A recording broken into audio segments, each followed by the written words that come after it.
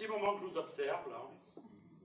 Je peux vous dire une chose, nous avons, vous comme moi, vécu une expérience similaire. Nous sommes, vous comme moi, nés très jeunes. Je ne sais pas vous, hein. Mais moi, quand j'étais gamin, quand un adulte me posait la question « Qu'est-ce que tu feras quand tu seras grand ?» Immanquablement, je répondais « Quand je serai grand, je serai vieux. » J'ai réussi beaucoup. D'autant plus vite que si on vit de plus en plus vieux, on est vieux de plus en plus jeune.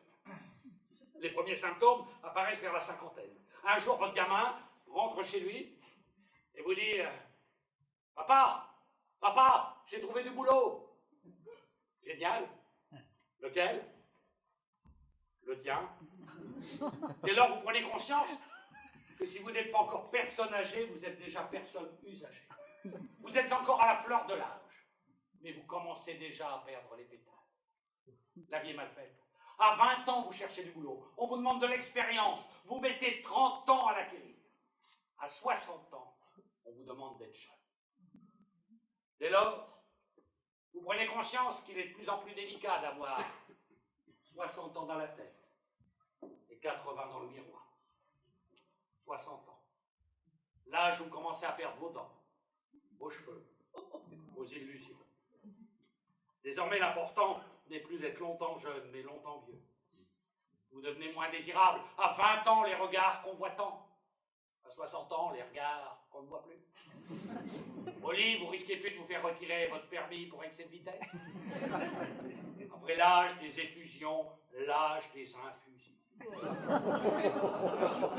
Vous cherchez d'autres occupations, la vie associative, la politique. La moyenne d'âge de nos parlementaires tourne autour de la soixantaine. Beaucoup de lois sont à leur image. Elles entrent difficilement en vigueur. Les 70 ans, prochain grand pas, 70 ans, l'âge où vous ne regardez plus la vie comme une richesse peu à peu accumulée, mais comme un trésor peu à peu dilapidé. L'âge, vous commencez à regarder les menuisiers avec moins de sympathie. C'est l'âge où quand vous vous baladez dans un cimetière, vous avez la vague impression de visiter un pavillon ténébreux. Vous prenez conscience des incohérences de l'existence. À 20 ans, quand j'allais en discothèque, pour une fille, il y avait 15 mecs.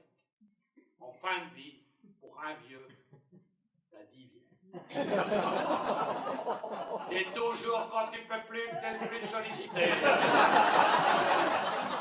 Puis, tout s'accélère, septuagénaire, octogénaire, nonagénaire. Ça dégénère. Après papa gâteau, papi gâteau. 80 ans. L'âge de la retraite. L'âge des gravataires en fauteuil roulant. L'âge où vous mettez votre jeunesse en quarantaine et plutôt 2 fois plus.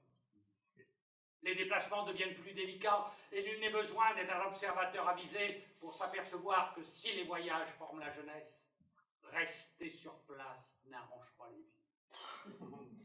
Les survivants découvrent la prison de retraite, sorte de maison de correction pour les mourants récalcitrants. Bienvenue à Gérontologique Park. Votre vieillesse s'annonce désormais sous d'heureux auspices.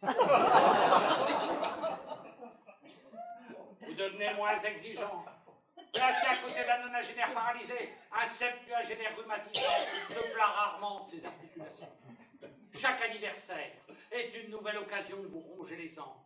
Une nouvelle ride, une ride, un trait tiré sur le passé. Puis vient l'heure de fossoyer compagnie. L'heure d'enfiler un costume de sapin pour un dernier bal posthumé.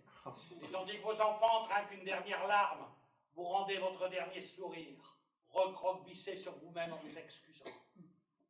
Pardon, jeune homme, je ne fais que trépasser.